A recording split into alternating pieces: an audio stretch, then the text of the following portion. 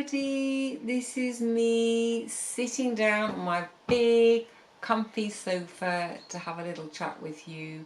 Welcome back to my new look creative space. It's still novelty, it's still got a novelty to it. I'm just so excited that I've changed things around. It's really just surprising how changing something like this, changing your environment, moving things around. I haven't bought anything new. I've just used the same old things, and some of them are very old, but I just feel so excited because it's just changed everything up for me, and it's like a fresh start. I suppose it's like when you spring clean, isn't it? Which is basically what I'm kind of doing. I'm kind of spring cleaning my creative space. I'm moving things around, I'm getting rid of things. It's amazing how that can just change things for you and give you a lift. It just gives you an absolute lift, doesn't it? As I say, it doesn't have to cost anything. It might be just cleaning your windows. Ooh, what an outrageous thing to think. Clean your windows, what's that, Emma? You'll be hoovering the floor next. I mean, you should see the state of the house after spending weeks doing the exhibition and getting things ready for that, and then coming in here and doing some more faffing about. The house is just in a complete mess and needs an awful lot of attention. Ooh, a big bee has just come in through the door. I've got the door open today because it's an absolutely beautiful day again. It's really lovely and sunny. It's really quite warm, and it's just great to be alive today, I have to say. It's a huge bee. Earlier on I had a wasp in here, a great big wasp came in. They're all obviously coming out because the sun's out, and I'm sorry, my eyes are wandering. It's because I'm watching the bee and I really need to pay attention to you. I will pay attention to you, I'm sorry. So anyway, a warm welcome back, and a very warm welcome if it's your first time here. Welcome. This is my creative space where I just get to have fun and play with fabrics and show you what I'm doing. My intention is I'm not running like workshops. I'm not saying this is how you have to do things. There may be things and hints and tips that you perhaps pick up on when you're here, but my real remit really is just to show you my creativity, and maybe that'll inspire you to do something creative yourself. It doesn't have to be the sort of things I do at all, but you know, even if it's just some colours that you see that you like, or some textures, or a way of doing something. If you've never seen an embellishing machine before, or you've never seen free machine embroidery before, then you know, perhaps what I'm doing will inspire you to have a go at things. I think it's so important that we all get creative, because let's face it, there's a lot of stuff going on in our planet at the moment. There's a lot of very stressful things going on for people, and I know a lot of people are having some very difficult times, and my heart absolutely goes out to people. I just like to think that perhaps a little bit of the piece from here maybe goes out like a little ripple in the water. You know, when you throw a pebble into the water and the ripples go outwards, I like to think, well, if I'm just being quiet and peaceful here, that is something that can go out into the world. And if I just go around town and I smile at people, or I'm feeling peaceful myself, maybe some of that peace will go to people who are feeling agitated or upset or whatever. So I'm not trying to do anything or change anything big. I'm not doing anything huge or big. I'm just doing what I love to do, and I think you can't beat that, can you? I think if we're really being true to ourselves, and I think this is where creativity comes in, whether it's, you know, I always say, whether it's, you know, planting things in your garden, or, as I say, changing your room around, putting some new cushions in, making things for yourself, making a lovely meal, creating things for your family. Creativity, I think it's like a lifeblood in us all. It's something we all need to do, and so often we just, you know, put it at the bottom of the pile of list of things to do. So, and I just want to encourage people to put it to the top of your pile. Spend 10 minutes or quarter of an hour on yourself doing something creative. If you've got hand stitching, I mean, hand stitching is brilliant, or knitting or crocheting. If you've got a little basket in the corner of your room and you can just sit and do a little bit. I have a friend who's just been on holiday. She's just been on holiday. Well, of course, you can do lots of things on holiday, but she took some handwork with her. In fact, it was for our exhibition. No names, Jenny, but it was you. But she took her little hand stitching with her, and she was able to do some beautiful work while she was trekking around the place on our holidays. I can hear the bee, it's buzzing over there. I hope it's alright. Are you alright over there, bee? I'm sure it'll find its way out anyway.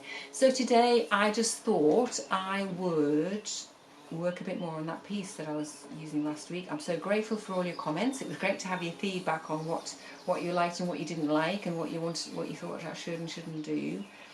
I've chosen to do something, and you'll see it in a minute. I will get on and I'll show you where I got up to.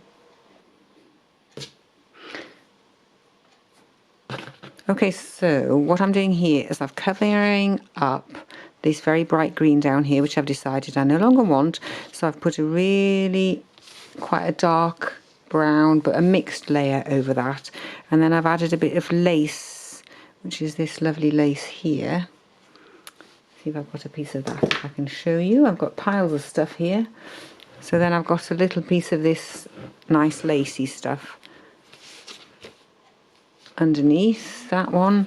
So that's layer 2. I don't know why I'm doing quite so many layers, but I just felt as though this top layer, which is this really gorgeous kind of, I don't know what you call it, it's stretchy lace, it's got a beautiful pattern to it, but it's really useful for making sort of lumpy grey bits, bobbly lumpy grey bits. So I've kind of just layered it all up and I've trimmed it down so that I can fold it over the edges at the bottom if I want to. I can't quite decide, but I think I'm going to make these edges tucked in as well to match the ones at the top.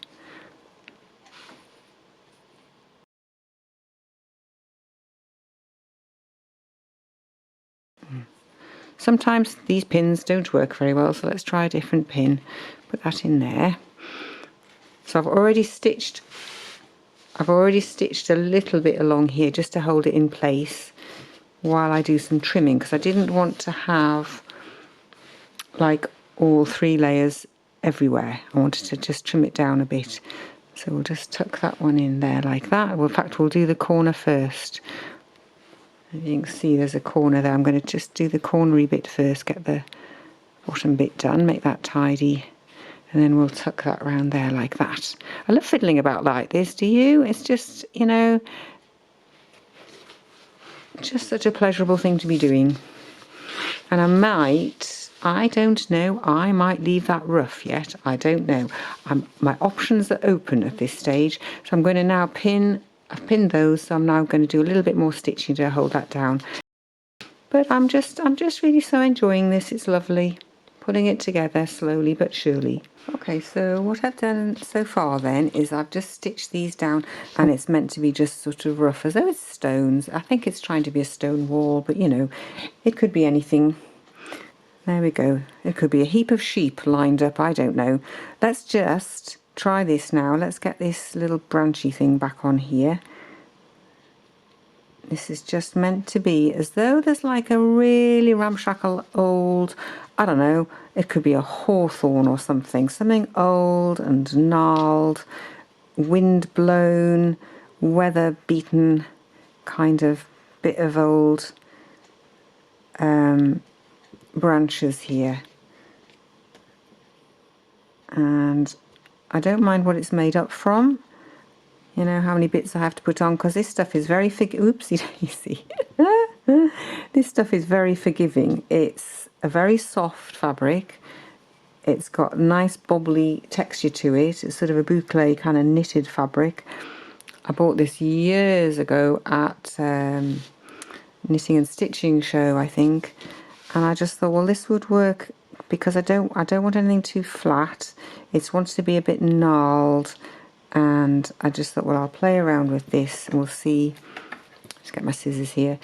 Just see what happens. And then it's all just playing, seeing what comes up, seeing what the effect is of anything. And seeing if I like it. You could have a bit of that there, you see, or you could have another little bit coming up. Or, you know, it could be, as I showed you last time, it could be coming in from the side, but I think I've decided it needs to be from down here. But again, you could have bits coming in from the side. There are no rules to this, as usual. This is just me having a bit of a play. No, you see, I don't like that. I think that makes it complicated. That might be better kind of added on down there somewhere. Just want to have this feeling that there's this big thing just growing down here in the hedgerow doing its own thing. It's kind of the sort of thing I see when I go out for my walks, honestly it is. And I think this is what happens is when you go out for walks, you see things and you don't even realise it's infiltrated your sort of subconscious, and then it comes out when you start to make art out of it. So I'll just have a play around with these, pin them on, and I'll get them stitched down. We'll see where that takes us.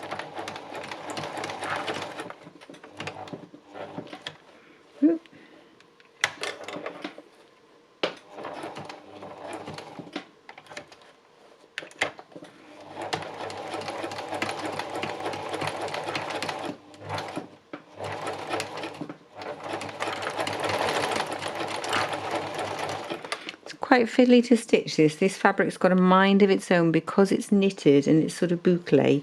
It's kind of just doing its own thing, but I rather like that. I don't really want to be in control of it too much because I think it's nice if it looks a bit rugged.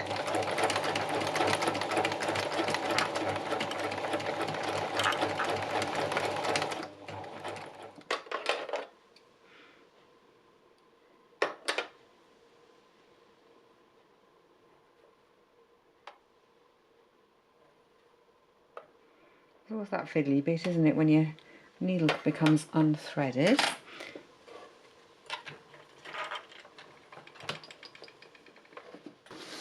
Okay, so this is it all sort of stitched down. I might have done a little bit too much of that, but I so enjoyed just adding these little twiggy bits in. I had a walk recently round a lake near here, and I was looking at all of these shaggy old trees, and I think that's what's been in my head. These battered old trees, some of them were very old, but they're still growing. Some of them are just big old trunks and they've got branches missing, but they're just fantastic. They just got full of life, even though they sort of look half dead, some of them. And of course, because it's just springtime, so things are just beginning to come into leaf again. I just love these battered old trees. They're just so amazing, don't you think? They just sort of show us how to live. It doesn't matter what you look like, as long as you've still got life in you. You know, everything's possible if you're still feeling like you've got life inside you. And these trees, they just don't give up. I just think it's fantastic. You can cut them down and they just grow more branches from somewhere. So that's what those are, and I'm thinking, well, I think what I need to do down here is neaten this edge, because otherwise it's just a bit too shaggy, and bearing in mind that the rest of it is quite what I call tidy. It's fairly tidy, this one. It's not one of my wilder pieces, but I'm just really enjoying what I've been doing. I was thinking that, you know, my biggest problem this afternoon doing this, sewing this, has been choosing what colours to use, choosing what threads to use, and making a choice about how much or how little stitching I did to it. And I just love that. You know, I've had no other problems this afternoon. Everything else has gone out of my head except these little choices that I've needed to make as I'm creating this. And I think that's the beauty about creativity, is it just takes you out of your head, doesn't it? It just gives you time away from all of your stuff, all of your problems, all of your things you think you have to be doing, and I just think it's magic. It really is magic. And I don't think it matters what you're making. I'm just fiddling about with this really, and this was a dead piece, if you like, a bit like the trees. It was a dead piece. It was sitting there looking at me, dead as mutton, and now I've kind of brought it back to life again. I've taken this sad piece and I've turned it into something a bit different. It's pretty wild. It's like two different things going on. It looks a bit tame up here now in some ways, but I think it shows the sort of the transition of time. You know, when I was making this, I was trying to demonstrate sort of free machine embroidery and keeping it simple, and then somehow there's a bit of adventurousness got into it down here. With time, I'm not where I was, I'm not making like I was, and I'm willing to take more risks and be more adventurous. So that's what this little bit represents down here, if you like.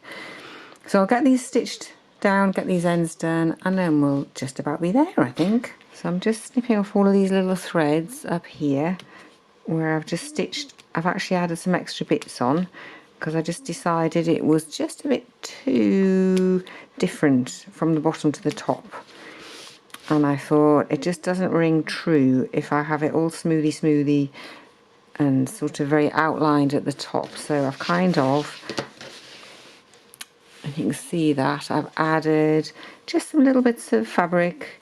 It's softened that hill down. That hill was very sticky outy, wasn't it? It was very much, this is a hill, and I think that's much better. I might do a little bit more stitching around these. I think I'd like to be in that little house, wouldn't you? just looking out at the view.